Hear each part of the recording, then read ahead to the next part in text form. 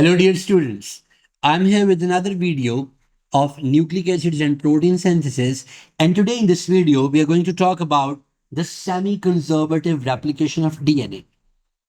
Remember, I told you in the first video that scientists were of this view that anything that transfers the genetic information from parents to offsprings must be able to carry a large amount of information and it must have a perfect replicability. It should be perfectly copied and pasted within the desired area. So DNA has all these qualities in a perfect manner, in a more than perfect manner. So we're going to talk about a semi-conservative replication of DNA. Let me tell you what does this means, a semi-conservative. Simply this means that in DNA replication, the daughter strand, जो नया बनने वाला strand है, that is half the old strand and half is the new strand. It's just like a zip. It's just like a zip. जैसे आपके पास एक jacket होती है और उसकी जिप होती है, आप उस जिप को ओपन करो तो वो एक डीएनए जो है वो दो स्ट्रैंड्स में कन्वर्ट हो जाता है। अब अगर आप एक जिप के साथ भी एक और जिप लगा दो और दूसरी के साथ भी दूसरी लगा दो तो वो आप एक डबल जिप बनाते चले जा रहे हो। So DNA replication is a semi conservative. इसका मतलब ये है कि हर नए डीएनए बनने वाले मॉलिक्यूल में एक स्ट्रैंड ओल्ड डीएनए का है और एक स्ट्रैंड न्यू डीएनए का है। So let's talk about it. हमारे पास सबसे पहले आप देखिए, आपको मैंने यहां पर एक डीएनए स्ट्रैंड नजर आ रहा है। इस डीएनए स्ट्रैंड में मैंने यहां लिखा हुआ है it's a 5 prime and and it's a 3 prime and और हमारे पास ये एक न्यूक्लियोटाइड सीक्वेंस बना हुआ है। क्या होता है कि सबसे पहले इस डीएनए को ओपन करने के लिए एक एंजाइम आता है जिसका नाम है डीएनए हेलिकेज। ये डीएनए हेलिकेज डीएनए के जो दोनों स्ट्रैंड्स हैं उन स्ट्रैंड्स को एक दूसरे से अलग करता चला जाता है, लाइक दिस।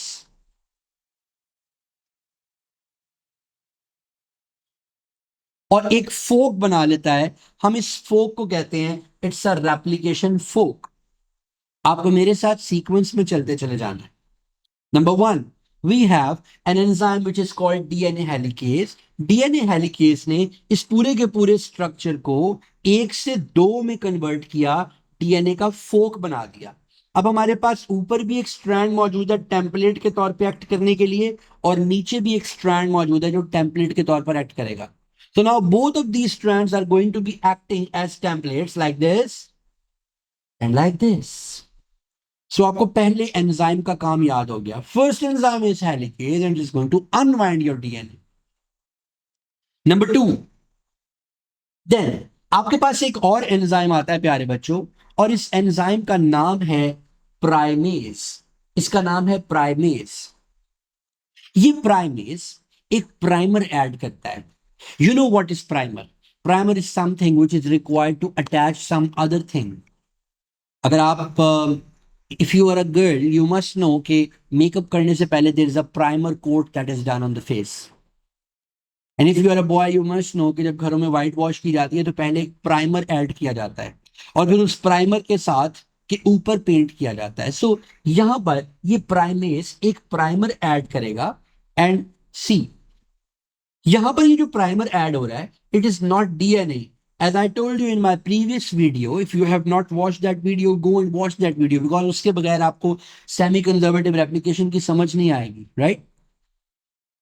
मैंने कहा था कि wherever you see a U in a DNA sort of strand, that is not a DNA, that is an RNA. So this is an RNA, right? ए के साथ यू, टी के साथ ए, सी के साथ जी, सी के साथ जी। सो पहले एक छोटा सा सीक्वेंस आरएनए का लगता है। क्यों लगता है? इसलिए लगता है कि जब तक ये आरएनए का सीक्वेंस ना लगा हुआ हो तब तक, जब तक ये आरएनए का सीक्वेंस ना लगा हो बच्चों, तब तक डीएनए पॉलीमरेज इसके साथ अटैच नहीं हो सकता। So now I am introducing a third enzyme और उस एंजाइम का नाम है डीएनए पॉलीमरेज। अगर हमारे पास ये 3 प्राइम एंड था प्यारे बच्चों तो ये बना 5 प्राइम एंड। तो क्या हो गया? ये हमारे पास क्या बन गया? 5 प्राइम एंड। हमारा ये डीएनए पॉलीमरेज 5 to 3 डायरेक्शन में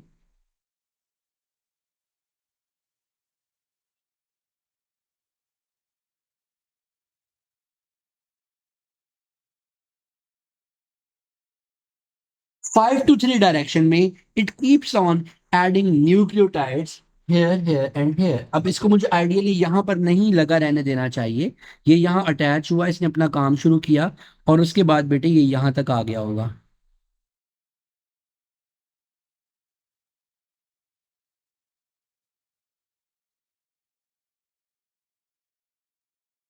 ये इस डायरेक्शन से इस डायरेक्शन में मूव कर गया और ये हमारे पास डीएनए पॉलीमरेज है।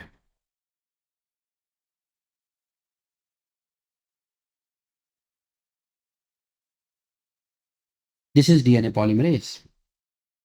Now, this DNA polymerase is adding these nucleotides from 5' end to 3' end. In order to attach with the DNA template, it needs a primer which is added by DNA primase. पहला enzyme DNA helicase, DNA को unwind किया, replication fork बनाया। दूसरा enzyme primase, जिसने RNA का छोटा सा primer बनाया, जिसने अपने ऊपर लाकर डीएनए पॉलीमरेज 3 को बिठाया, डीएनए पॉलीमरेज को बिठाया, राइट।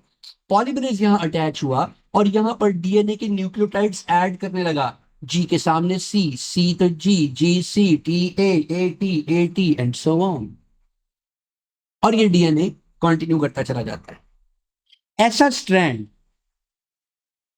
जहां पर ये डीएनए पॉलीमरेज बिल्कुल एक सीक्वेंस में न्यूक्लियोटाइड्स ऐड करता चला जाए, हम इसको बोलते हैं लीडिंग स्ट्रैंड। क्या बोलते हैं? Leading strand. अब जो नीचे वाला स्ट्रैंड है, यहां पे मामलात उलट है। हमारे पास यहां 5' एंड यहां है, इसका मतलब यहां पर क्या चीज मौजूद है? यहां पर वी हैव अ 3' एंड, यहां पे we have a 3' end. But DNA polymerase का प्रॉब्लम है, वो तो 5 to 3 ही एडिशंस कर सकता है। लिहाजा इस स्ट्रैंड में क्या होता है? इस स्ट्रैंड में जगह जगह प्राइमर बनता है, पॉलीमरेज अटैच होता है और यहां पर सीक्वेंस ऐड कर देता है। प्राइमर लगता है, पॉलीमरेज ऐड होता है और सीक्वेंस ऐड कर देता है। यानी जो नीचे वाला स्ट्रैंड है, जिसको हम बोलेंगे लैगिंग स्ट्रैंड, वहां पॉलीमरेज फ्रेगमेंट्स में एडिशंस कर रहा है और ऊपर जो कि हमारा लीडिंग स्ट्रैंड था, वहां पर डीएनए पॉलीमरेज कॉन्टिन्यूसली एडिशंस करता चला जा रहा है। जहां ये कॉन्टिन्यूसली एडिशंस कर रहा है, that is called a leading strand. और जहां ये छोटे छोटे फ्रेगमेंट्स में एडिशन कर रहा है, that is called a lagging strand. अब हमारे पास ये जो छोटी छोटे पार्ट्स हैं, consider this was a primer and here DNA polymerase 3, this DNA polymerase, this added the nucleotides like from this direction to this direction. This is 5 and this is 3. Let me draw it for you.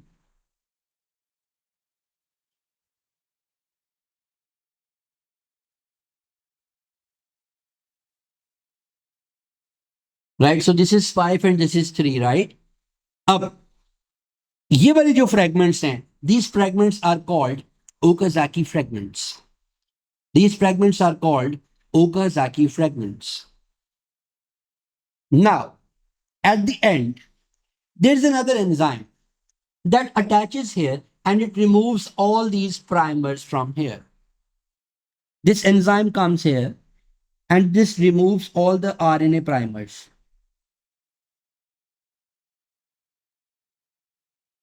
All these RNA primers, they are removed from here. Name of this enzyme is axonuclease. Name of this enzyme is axonuclease. मैं भी आपको and पर ये screen पर दे दूंगा ताकि आप इसका स्क्रीनशॉट ले सकें। इसका काम क्या है? इसका काम यह है कि जहां जहां पर आरएनए के प्राइमर्स अटैच हुए थे, because we are conserving DNA, we are replicating a DNA, we don't need RNA sequences within our DNA. So this another enzyme, this comes and removes the RNA primers. Then another DNA polymerase comes here and it adds. Actually, this is not as simple as we are telling you. It's quite complex, but इसको हमें इतना ही समझना होगा कि यहां पर जहां जहां आरएनए प्राइमर्स ऐड थे, वहां वहां बेटे अब डीएनए के प्राइमर्स ऐड, डीएनए के सीक्वेंसेस ऐड हो जाते हैं। ये ग्रीन था, इसको ब्लैक कर लेता हूं। Now you can see cuts here. Can you see a gap here? Can you see a gap here? We have gaps in here, like here, here, here. We have gaps. In order to fill these gaps, in order to connect them with each other, in order to fill these gaps and connect them with each other, there is another enzyme, and that enzyme is called DNA ligase. That is called DNA ligase. So that DNA ligase is actually here to fill in these gaps, and this is a continuous strand that is being formed. So ultimately, whole of this DNA, it is converted into two parts. This is called semi-conservative replication of DNA. Now you should understand and you should remember this. This was an old strand, and this old strand acted as a template. And this is a new strand. It is formed by using this old strand as a template. Having one old strand and one new strand means that this is a semi-conservative replication. That means that this replication is semi-conservative, right? So at the end, let me give you a brief summary of these enzymes. First, we have helicase, DNA को unbind कराता है. Then we have a primase, it adds RNA primers. Then we have a DNA polymerase, it adds the DNA nucleic acids, DNA nucleotides. Then we have an exonuclease, it removes the RNA primers. Then we have a DNA polymerase 2. This adds the DNA parts to the places where there were RNA primers previously. And then we have a DNA ligase, which fill in the gaps in between the Okazaki fragments, right? So this is all about semi-conservative replication of DNA. Now, my dear students, let me show you a video, an animated video, और मैं उसको dub करूंगा, उसके ऊपर मैं आपको बताता चला जाऊंगा. You can see that how it happens. All right. So they are going to show us DNA replication. I have got this video and I'll add video credits. So this is a DNA molecule. It's a double helical structure. अब आपको समझाने के लिए इसको straight किया जा रहा है, इसकी हेलिकल फॉर्म से निकाला जा रहा है, और वो आपको बता रहे हैं कि सी, ए, जी और टी इनके आपस में न्यूक्लियोटाइड्स होते हैं जो एक दूसरे के साथ कॉम्प्लीमेंट्री बाइंडिंग कर रहे होते हैं. ये एक दूसरे के साथ कॉम्प्लीमेंट्री बाइंडिंग कर रहे होते हैं और ये पूरे के पूरे डीएनए को एक फॉर्म दे रहे होते हैं. इसका मतलब जहां जहां एक तरफ ए है वहां दूसरी तरफ टी, और जहां एक तरफ सी है वहां दूसरी तरफ दूसरा जी होगा. फिर वो आपको 5' एंड और 3' एंड के बारे में बता रहे हैं. 5' अगर यहां 3 है तो दूसरी तरफ हमारे पास 5' एंड होगा. उसके बाद अभी वो आपको रेप्लिकेशन का फर्स्ट एंजाइम दिखाने वाले हैं. देखिए ये रेप्लिकेशन फोर्क बना रहा है, तो इस एंजाइम का नाम डीएनए हेलिकेज है, जो डीएनए को अनबाइंड करवाकर रेप्लिकेशन फोर्क बना रहा है. जैसे ये अनबाइंडिंग हो जाती है तो हमारे पास अब ये वाला जो स्ट्रैंड है ये एज अ टेम्पलेट एक्ट करेगा. ये वाला strand as a template act करेगा. प्राइमेज आया और इसके साथ आरएनए की बेसिस ऐड करवाएगा. प्राइमेज आया और आरएनए की बेसिस ऐड करवाएगा, और ये चंद बेसिस होती है. जब ये प्राइमर ऐड हो जाता है तभी इसके ऊपर डीएनए पॉलीमरेज आकर अटैच हो सकता है. डीएनए पॉलीमरेज आया और ये डीएनए पॉलीमरेज इसके साथ अटैच हो गया. अब ये सराउंडिंग से डीएनए के न्यूक्लियोटाइड्स उठाएगा, यानी डीएनए के बेसिस उठाएगा और इन बेसिस को यहां पर ऐड करना शुरू कर देगा. लेकिन इसकी लिमिटेशन ये है कि ये हमेशा 5' एंड टू 3' एंड ही एडिशन करता है, और जिस स्ट्रैंड में ये एडिशन हो रही होती है we call it a leading strand. We call it a leading strand. Now this will continue जब तक ये खत्म नहीं हो जाता. But in lagging strand we have a different scenario, we have a different situation.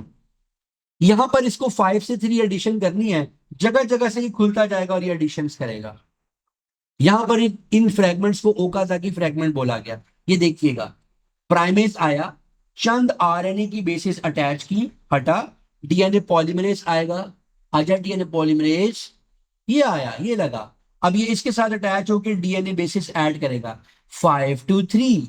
But फिर आगे primer आ गया, यहां फिर एक प्राइमर आएगा, अटैच होगा, डीएनए प्राइमेज आ जाओ, आरएनए प्राइमेज, ये इसने प्राइमर लगाया, फिर से पॉलीमरेज आएगा, आ जाओ पॉलीमरेज, ये देखो इसने इसको ऐड किया, एंड सो ऑन. उसके बाद हमारे पास एक ऐसा पॉइंट आता है जब इन आरएनए प्राइमर्स को निकलवाने के लिए एक्सोन्यूक्लियस आ जाता है.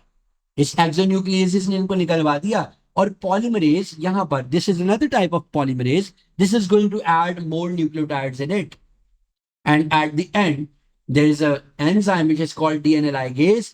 It is doing the ligation, all the fragments, it's going to join all these fragments, and now this replication is complete.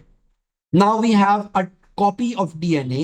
Initially it was one DNA, and now we have two. And in each of these DNA, one is an old strand and the other one is a new strand. So that shows that this DNA replication is a semi-conservative replication. तो प्यारे बच्चों, I hope कि आपको DNA replication की खूब अच्छे से समझ में आ गई होगी, आपको इन सारे एंजाइम्स के रोल समझ में आ गए होंगे। अब इसके बाद आपको वीडियो मिलेगी जिसमें आपको इससे related past paper question solve करके दिखाए जाएंगे, and then we will talk about another experiment of Maselson and Stoll, how they validated that DNA replication is a semi-conservative model. So that was all about this lecture. Slate के साथ जुड़े रहें, अपने friends को भी convey करें और ये लिंक्स शेयर करें। अगर तो अभी तक सब्सक्राइब नहीं किया तो आप सब्सक्राइब भी कर लें और हमारे साथ जुड़े रहें। Thank you very much.